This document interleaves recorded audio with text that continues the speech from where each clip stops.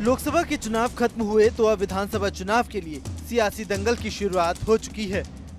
महाराष्ट्र सियासी दंगल के लिए सबसे बड़ा सबूत बनकर तैयार हो रहा है। महाराष्ट्र इन दिनों सभी राजनीतिक दलों के लिए राजनीतिक अखाड़ा बना हुआ है। हर दल महाराष्ट्र की सत्ता को अपने पास खींचने की कोशिश में है, लेकिन सभी दल के लिए ये इतना भी आसान नहीं। लोकसभा चुनाव के बाद से ही इंडिया गठबंधन अपनी मजबूती को आजमाने के लिए हर उस राज्य में दावेदारी ठोक रहा है जहां जहां चुनाव है और जहां से विपक्षी गठबंधन को बीजेपी को उखाड़ फेंकने की उम्मीद है। लोकसभा चुनाव से पहले महाराष्ट्र में भले ही बीजेपी अपनी कमर थपथपा रही हो, लेकिन लोकसभा चुनाव के बाद बीजेपी नहीं बल्कि एनडीए गठबंधन को अपनी कमर कसनी पड़ रही है। वजह है लोकसभा चुनाव में विपक्षी गठबंधन का प्रदर्शन। ये प्रदर्शन इस लिहाज से भी खास है क्योंकि राजनीतिक तरीके से जो राज्य सबसे ज्यादा खास माने जाते हैं, उन राज्यों में गठबंधन ने बीजेपी को दरकिनार करने की हर कोशिश भी की, जिसमें वो काफी हद तक कामयाब भी रहे।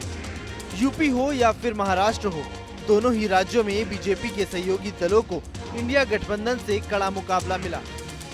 महाराष्ट्र की सियासत में अब और भी ज्यादा कयास इसलिए लगाए जा रहे हैं क्योंकि महाराष्ट्र में फुल प्लान के साथ चुनाव लड़ने की तैयारी समाजवादी पार्टी कर चुकी है।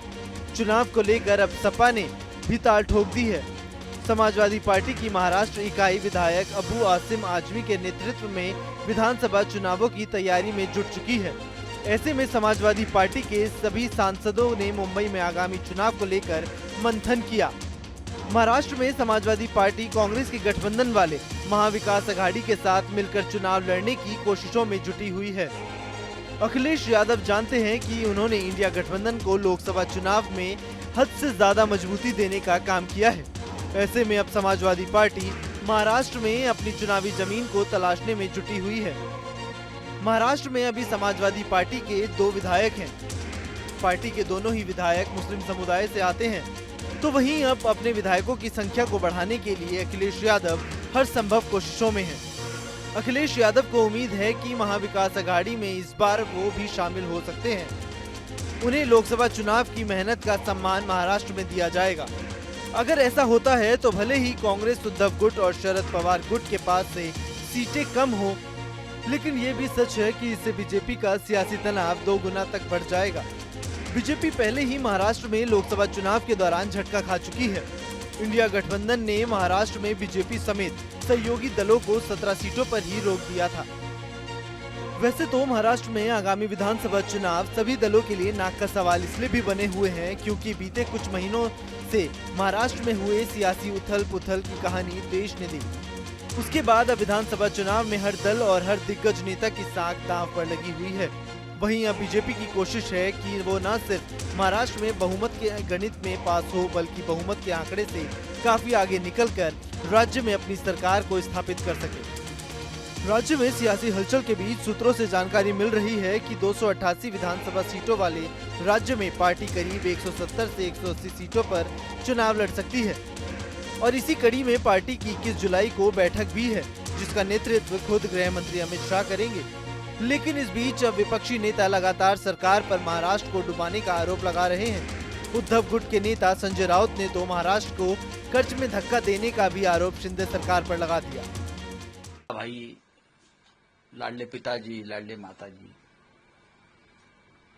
ये सब ऑफर जो है, ये अभी जो चुनाव होगा विधानसभा का, इसलिए ऑफर है। ये सरकार की तिजोरी में पैसा नहीं है।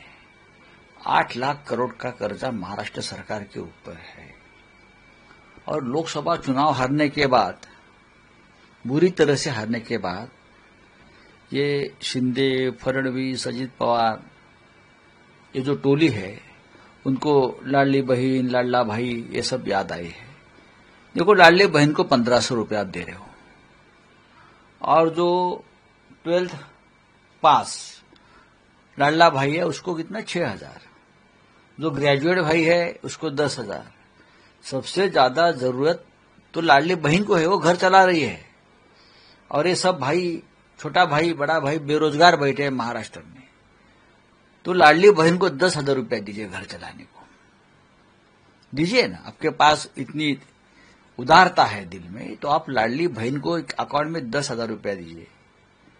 लेकिन आप ये चुनाव का जो जुमला कर रहे हैं, उससे लोगों को पूरा पता चल रहा है कि ये चुनाव के बाद ये आपका दुकान बंद होने वाला है। सर, जिस तरह से छगन भुजबल बगैर बताए अपॉइंटमेंट नहीं लिया जाके मिले और अजीत पवार के भी कुछ के लोग कल मालूम नहीं चले गए पूना में। मुझे मालूम नहीं, तो उनके पार्टी में क्या चलता है अभी मैं क्यों उसका ऊपर कमेंट करूं। पवार साहब है, ये लोग है, देख लेंगे। सर, जैसे जैसे चुनाव नजदीक आ रहे हैं, सभी दल अपने अपने विरोधियों पर तीखा प्रहार करने की कोशिश में जुटे हैं, जिससे कि अब जनता को आसानी से साधा जा सके। वैसे तो महाराष्ट्र हमेशा से ही राजनीतिक लिहाज से चर्चाओं में रहा है, लेकिन सत्ता परिवर्तन ने राज्य की सियासत को भी बदला है। आगामी विधानसभा चुनाव में बीजेपी, शिवसेना, एनसीपी, कांग्रेस, उद्धव गुट या फिर पवार गुट वाली एनसीपी, हर किसी के लिए राज्य में आगामी विधानसभा चुनाव एक बड़ी चुनौती बना हुआ है। हर दल को अपने वर्चस्व की लड़ाई लड़नी है। हर कोई जनता को साधने और बेहतर नेताओं की तलाश में जुटा हुआ है। महाराष्ट्र पर सभी की नजरें टिकी हुई है। एक वजह ये भी है कि महाराष्ट्र में विधानसभा चुनाव में ज्यादा समय अब नहीं बचा और इसलिए सभी दल अपने अपने गणित के हिसाब से नेताओं और जनता को साधने की कोशिश में है। सभी दल अपने अपने सहयोगियों के साथ सीट शेयरिंग को लेकर अब मंथन कर रहे हैं। इंडिया गठबंधन को लोकसभा चुनाव के बाद थोड़ी मजबूती मिली, जिससे अब गठबंधन विधानसभा चुनाव के लिए तैयारियां कर रहा है। उद्धव ठाकरे और शरद पवार बीते महीनों में हुए नुकसान की भरपाई के लिए चुनाव का इंतजार कर रहे हैं, तो वहीं बीजेपी और उसके सहयोगी दल भी इस बार ज्यादा सीटें के साथ जीतने का दावा ठोक चुके हैं। महाराष्ट्र में हर बार चुनाव की तरह इस बार भी फैक्टर है जातीय समीकरण। बीजेपी के लिए जातीय समीकरण को समझना बेहद जरूरी है। लोकसभा चुनाव में सीटों का ग्राफ लगातार बीजेपी का नीचे आया है। अब पार्टी को समझ आने लगा है कि उनकी कम सीटों का कारण है मराठा समुदाय और ओबीसी का समर्थन न मिलना। बीजेपी को अगर राज्य में खुद को मजबूत करना है तो उन दोनों ही वोट बैंक को अपनी तरफ खींचना होगा। वहीं महाविकास अघाड़ी गठबंधन की बात करें तो उनके लिए भी सबसे बड़ी चुनौती नाराज नेताओं को मनाने की है। हालांकि समाजवादी पार्टी की एंट्री से महाराष्ट्र की सियासत में उथल पुथल होना तय है, लेकिन ये भी तय है कि समाजवादी पार्टी की एंट्री से बीजेपी की भी टेंशन लगातार बढ़ने जा रही है। न्यूज नेशन अब व्हाट्सएप पर खबरों के ताजा अपडेट के लिए न्यूज नेशन के इस QR कोड को स्कैन करें।